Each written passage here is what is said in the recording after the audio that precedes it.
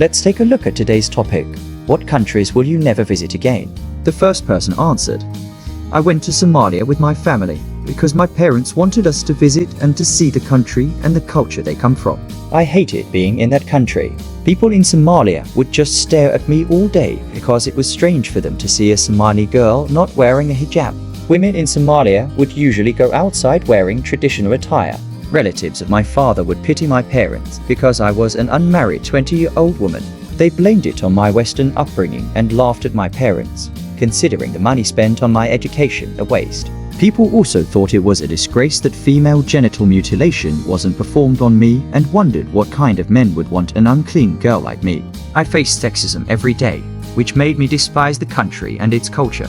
I'm never going back, even though it's my place of origin. The second person answered, we traveled to the UAE, specifically Dubai, after an amazing 3 weeks in India. From the moment we left the airport, we encountered aggressive locals who seemed indifferent to tourists. It felt like there were so many tourists that they didn't care about a significant proportion being ignored or ripped off. For example, souvenirs at the Burj Khalifa cost $70, and taxi drivers tried to overcharge us, with one attempting to charge $40 for a mile. The city felt fake and soulless, and the lack of walkability, with the city being made up of highways, was frustrating. Overall, I would advise against going to Dubai.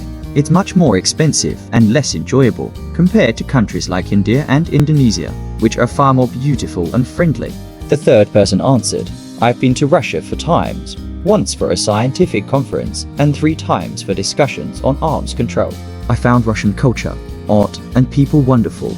Under the communist regime, I felt personally safe, though I sensed KGB surveillance. However, a close friend, Dan Ford, who interacted with the Putin government, was threatened with murder if he didn't comply with their illegal demands. He reported this to the FBI, who said such behavior had become common under Putin, and advised him to give up his Russian company. Ford lost his substantial investment but saved his life. His experience mirrors that of Bill Browder, whose book Red Notice provides a remarkable insight into the dangers in Russia. I recommend reading it, as Browder's public stance makes it harder for Putin to act against him. If Putin's regime were replaced, I might consider returning. The fourth person answered, Australia is not a place for the faint-hearted. It is home to some of the most dangerous animals in the world, including venomous snakes, spiders, and crocodiles. Australians are accustomed to living alongside these deadly creatures. After seeing this, you might lose any desire to visit Australia. Personally, I would not risk it.